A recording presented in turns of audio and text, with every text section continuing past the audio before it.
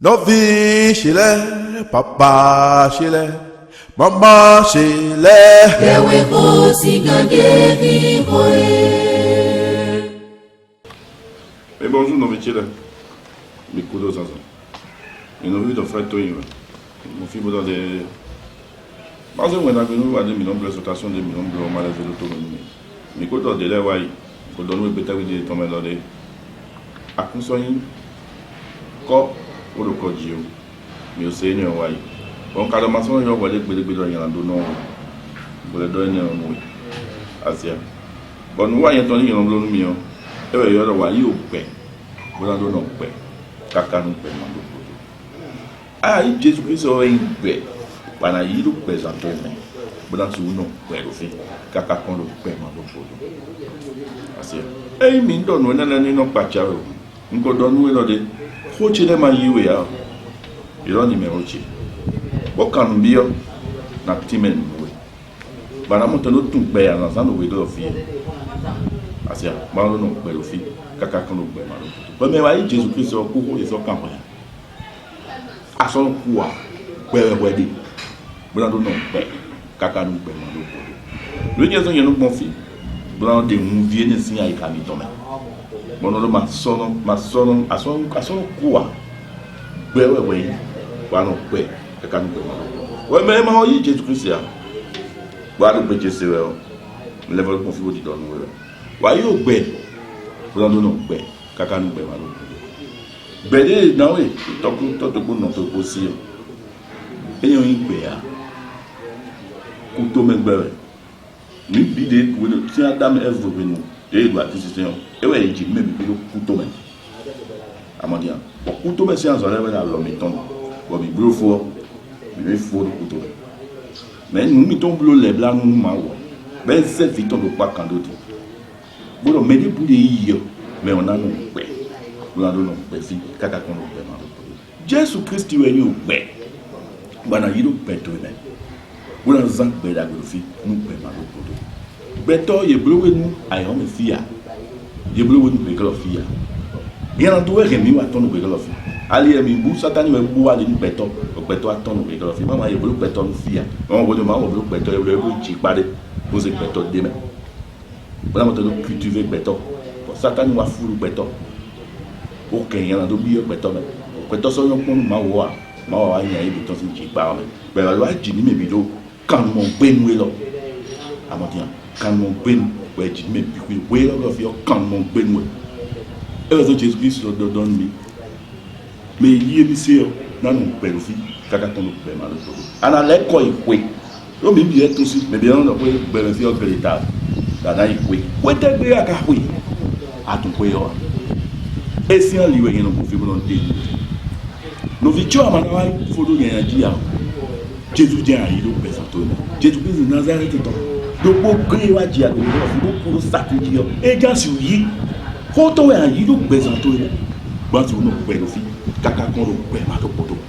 Et à l'idée nous sortir. Et donc je suis le chemin, la vérité, la vie. Rien ne peut aller au Père sans passer par lui. À l'idée pour des basses qu'on veut faire. Vous l'avez quoi? Oui. L'idée mais bien espérer nous. Pédia.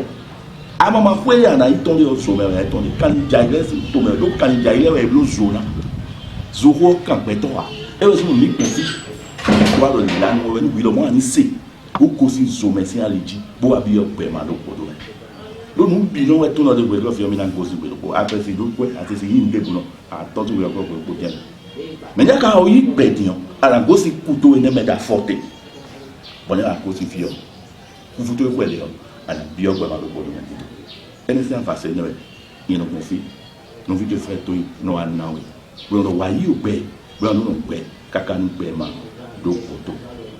Assez. À mon avis, à mon avis, Christ boy voyez dia, couteau merde, baka kosi we go faire, à la dido.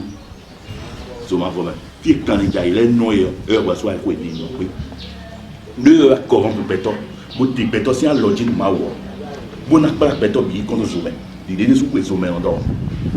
Mais quand on fait du moyen, autant et c'est vite on ne pas quand Dieu a tant aimé le monde. Afin que quiconque croit en lui, envoyant son Fils unique, afin que quiconque croit en lui ne périt point, mais qu'il ait est la vie. Non, oui, voyez au père. Là, nous, on père. Kaka nous père, le podo. Où est allé, on a que représenté là. Mais mon roman, il est Jean 8, mais Jean 8, 51. Jésus, le roi dans le Palestine, l'air de quoi dans la vie. Et en vérité, je vous le dis, si quelqu'un garde ma parole, il ne verra jamais la mort. Alléluia. Hosanna. Alléluia. Nous voyons au père. Mais il faut aimer ton Seigneur, mais il faut aimer ton. Et pour mon coup, oui, à mon amour, père, et ma douce, c'est à nos vies. Il y a Jésus, il a fait les coups à nous. On a encore une paix. Parce que on a un paix aussi. Kaka nous permet de faire. À moi, il Jésus Christ là. Ah, tu vois, attends, beau. Assez. Et donc, mais en vérité, nous bon dormir. Mais il faut mettre les roues. Et là, mon coup pédé. Avec Jean 5, 25 ans. Et donc, nous avons couteau dans le séquillon, nous avons fond de paix. Nous avons séquillon, nous avons fond de paix. Beaucoup de paix, nous avons fond de paix. Bon, tu nous donnes à ton bon. Et nous avons gagné le paix. Nous avons le président de la République. Le président de la République, le président de nous l'ayant aidé. Et à bord du Canadier, nous avons barré, nous avons zéro, nous avons pas attention, nous avons pas un job. Maintenant, ils vont belayer pour nous pour tous les 5 jours. Nous avons un job pour péder, un pédé à moi, Christ, et voilà, précieux ou oui.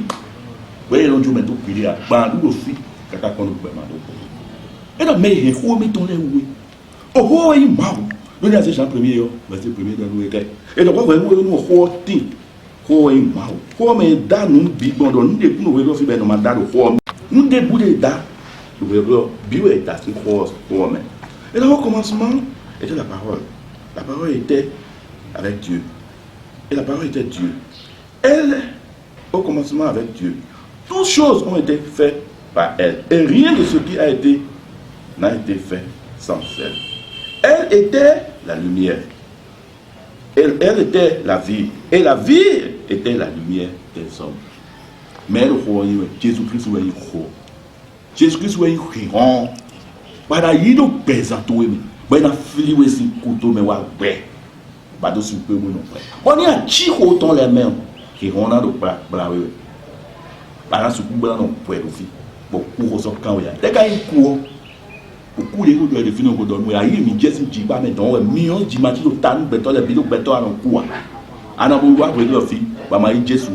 Tout le monde a gauche, vous avez fait, mais à gauche, il y a un bazar en mer.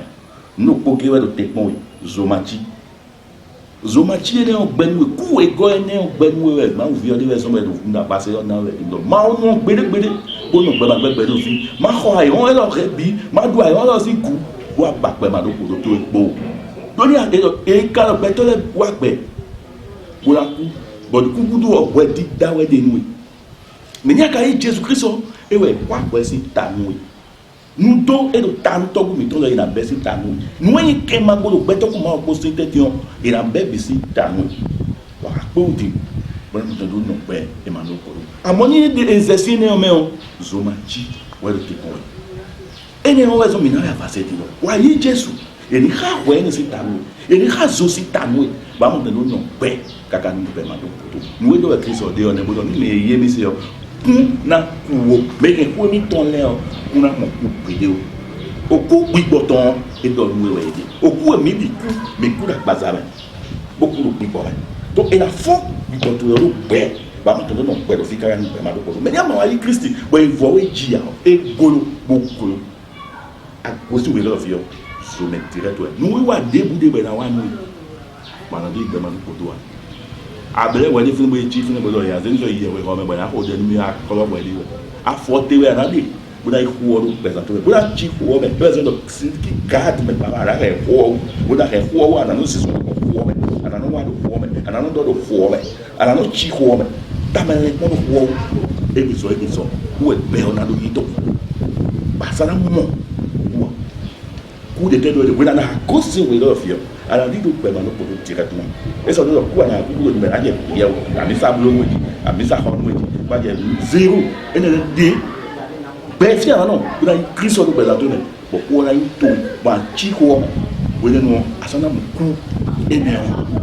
ku ene pataki ko do hedi e ku agbaza sin ku ene ile ya ene tia me ku do na ko si agbaza o me e be dangereux te pon donc le roi Jésus be ben to e ko to ni bi agbaza to ne dubo we ni mo lo we do para do son israel force ni we do fi we na dam no le ko we na mi no ku yo ala bi do pe ma do foto we do we do me ni ku ni to wo kuna le wo ni ino de ya ko to di wa sara ku lo ke lo fi mo ya asia basa si ku tanta ni bi no ta ni on de do na ma ku asu fojo pa do kun le ma ito me ya esi wo jo de fwa to tanta me ni bi na ko si fi we mi ko si we lo fi ku do don e fo de ma bu ere o mo fi una faceto ma bu ere do pe to ma se peto so dai una o chi te do pe to ji wa yi Jésus do pe to me ye ni fo we fo ji wọn àlọ́ nù pẹ̀lú fi kàkà nù pẹ̀lú àlọ́ tó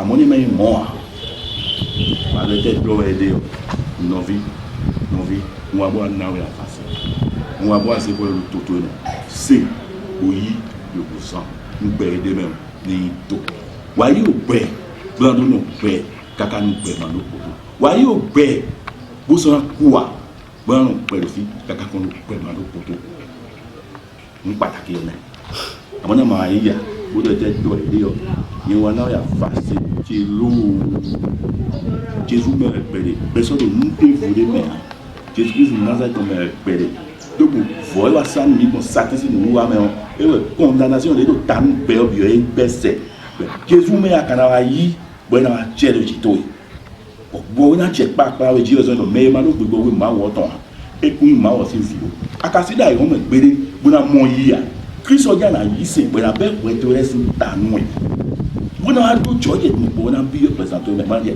plaweji wa gosi we do fi na lido be ma ko amode le ma tielo jito ya novi no go mi lo mi le so wa lo te bon anu be ma go be asu pa pe te ya du gan le piton de do fi so wa te bon 0 eni 0 bi la to ke kle ba Jésus nígbẹ̀tò ní fa nígbẹ̀tò ní wáyé Jésù nínú makamaka rírà ìwọ̀n wà lẹ́ọ̀ ní èyí Jésù tànú ẹ̀ àzẹ̀ ní wọn wẹ̀ bò ní wọn wẹ̀ wọn bá tó tàná ní wọn wẹ̀ bàánù pẹ̀lú fi kàkà kan ló pẹ̀lú àdó pẹ̀lú tó Jésù Kristu Nazareth tó sí ìyẹn pẹ̀lú wíwá yóò pẹ̀ gbọ́dọ̀ náà pẹ̀ kàkà ní pẹ̀lú àdó pẹ̀lú wíwá mo fi wá dọ́ nínú rẹ̀ ẹ̀sọ́ ta sí mi kí ni wà lónìí nínú mi tó fẹ́ tó ṣe bó ṣe sì pẹ̀sọ̀ nínú Jésù